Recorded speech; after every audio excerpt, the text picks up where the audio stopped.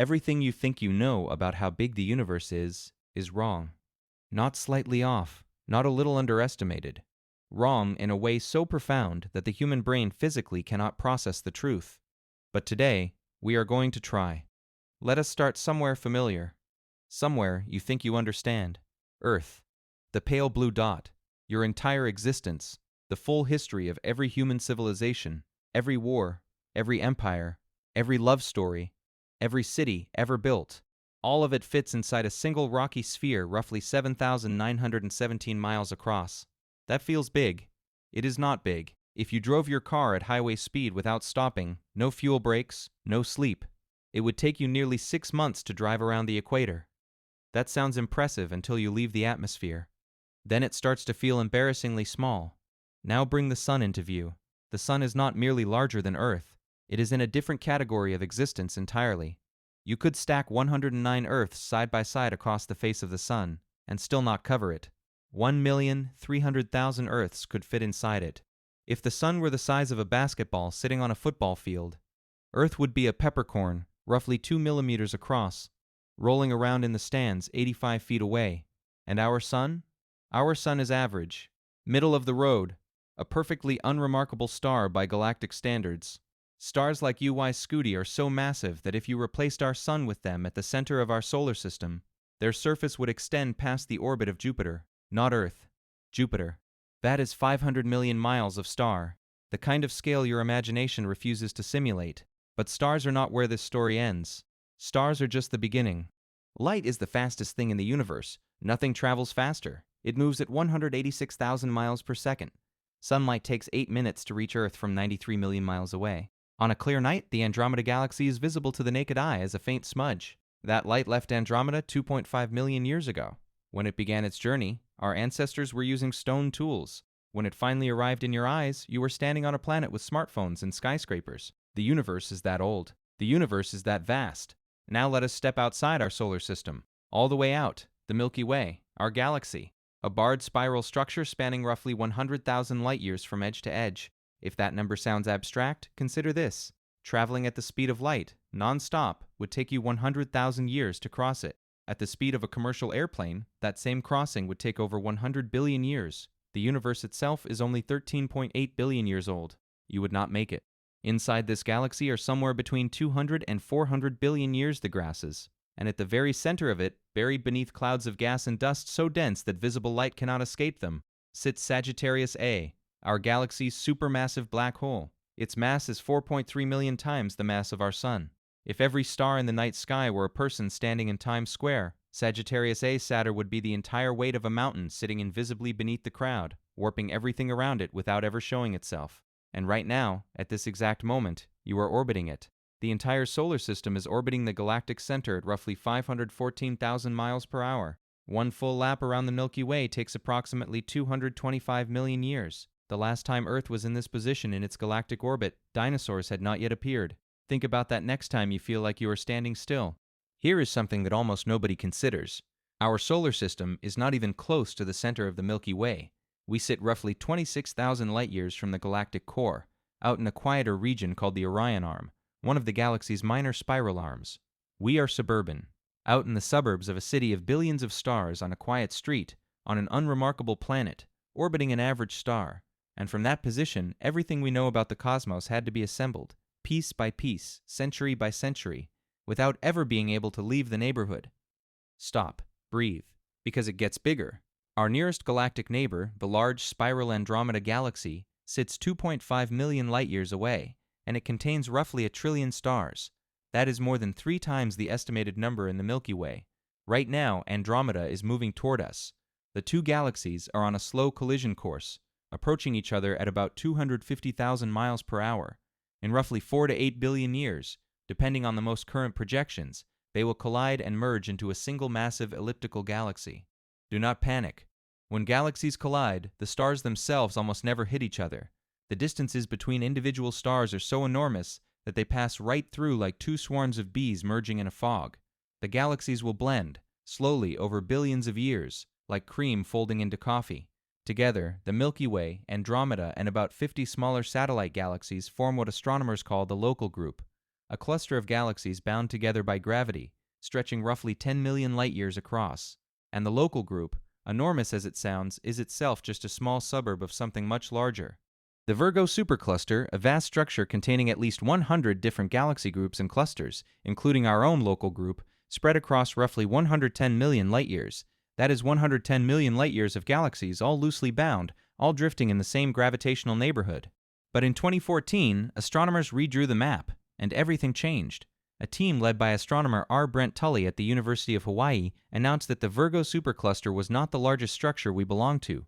It was merely a small arm, an outpost, of something far grander. They called it Laniakea, a Hawaiian word meaning immense heaven. Laniakea is a supercluster of superclusters. It stretches 520 million light-years across and contains the mass of 100 million billion suns. Inside it sit approximately 100,000 galaxies, including the Milky Way, tucked quietly near one of its outer edges. Laniakea does not sit still. All 100,000 of its galaxies are flowing, pulled, slowly and relentlessly, toward a single point at its heart. That point has a name, and the name is almost as unsettling as what it represents: the Great Attractor. This is a gravitational anomaly, a concentration of mass so extreme that it is pulling millions of galaxies, including ours, toward it at speeds of up to 14 million miles per hour. That is not a typo. 14 million miles per hour. Our entire galaxy, all 300 billion stars, all 4.3 million solar masses of black hole, every planet and moon in the Milky Way, is being dragged through space at that velocity towards something we can barely see. The problem is where the Great Attractor sits. It lies in the direction of the Centaurus and Norma constellations, and it is hidden behind the densest part of the Milky Way's own disk, a region so clogged with dust and gas that optical telescopes are nearly blind there. For decades we could only detect its pull, not its face. When astronomers finally pierced that veil using X-ray and radio telescopes, they found a massive cluster of galaxies, the Norma cluster, sitting at the heart of the disturbance. A concentration of mass with the equivalent of 10 quadrillion suns, and even that, it turns out, may just be part of an even larger structure beyond. The universe does not stop being strange at Laniakea. Zoom out further, far enough that superclusters begin to look small. At this scale, the universe reveals a hidden architecture, an enormous web-like structure that scientists call the cosmic web. Threads of dark matter and gas stretch across hundreds of millions of light-years across. Empty. Silent. Almost nothing. The Boötes void, for example, is a roughly spherical region of space about 330 million light-years in diameter, containing almost no galaxies. If the Milky Way were located at its center, we would not have discovered any other galaxy until the 1960s. That is how empty this void is, and it is just one of many such voids across the observable universe. The cosmic web is not a metaphor. Scientists have actually mapped it using surveys of millions of galaxies. When you look at those maps, and they are staggering images, the resemblance to a human brain is immediate and eerie. Bright nodes where galaxy clusters intersect, long glowing threads stretching between them, dark empty space dominating everything in between. The largest scale structure in the observable universe looks almost biological, almost like something that grew. And whether that resemblance means anything, or is simply the way gravity and matter organize themselves given enough time, is a question physicists have not fully answered. At the largest scales of the cosmic web sits a structure so enormous it challenges the very cosmological models we use to understand the universe. The Hercules Corona Borealis Great Wall, a filament of galaxy clusters spanning an estimated 10 billion light-years from end to end. Some astronomers debate its existence. Others say the data is clear. If it is real, it is so large that light crossing it from one side to the other has not had enough time to do so in the entire history of the universe. Let that sit for a moment. A structure so large that not even light, moving at 186,000 miles per second since the dawn of time, has managed to cross it. And now, the final step, the full picture, the observable universe. The observable universe is a sphere centered on Earth, 93 billion light-years in diameter. That figure requires explanation because it seems impossible. The universe is only 13.8 billion years old. How can we see 46 billion light-years in any direction? The answer is expansion. Space itself has been stretching since the Big Bang. The light reaching us now left its source 13.8 billion years ago. But the source has continued moving away from us this entire time. By now, those galaxies are 46 billion light-years away. We are seeing them as they were, not as they are. Inside this sphere, the 93 billion light-year wide bubble of everything we can possibly observe, there are approximately 2 trillion galaxies. 2 trillion. If every person who has ever lived in the history of humanity counted galaxies at 1 per second, 24 hours a day, we would not finish counting them today. We would not finish in 10,000 years. And those 2 trillion galaxies contain roughly 10 to the power of 24 stars. That is a 1 followed by 24 zeros. For every grain of sand on every beach on every coastline of Earth, there are roughly 10,000 stars in the observable universe. 10,000 stars for every grain of sand. If you picked up a single grain of sand and held it at arm's length, the patch of sky it covers contains about 10,000 galaxies behind it, each packed with billions of stars, each with its own solar systems, its own planets, its own unknown story. And here's the part that almost no physicist wants to linger on for too long. The observable universe may not be the whole universe. Almost certainly it is not. Beyond the 46 billion light-year boundary, beyond the edge of what our instruments and our physics allow us to see, the universe almost certainly continues. Models suggest it may be vastly larger. Some versions of cosmological theory suggest it is infinite, not very large, infinite, extending without end in all directions, filled with more galaxies, more stars, more planets, forever, and we cannot see any of it, not because it is not there, but because the light from those regions has not had time to reach us yet. And thanks to the accelerating expansion of space, driven by the mysterious force called dark energy, many of those regions will never be reachable by us. Not now, not ever. Dark energy makes up roughly 68% of the total energy content of the observable universe. We cannot see it. We cannot directly detect it. We know it exists because of what it does.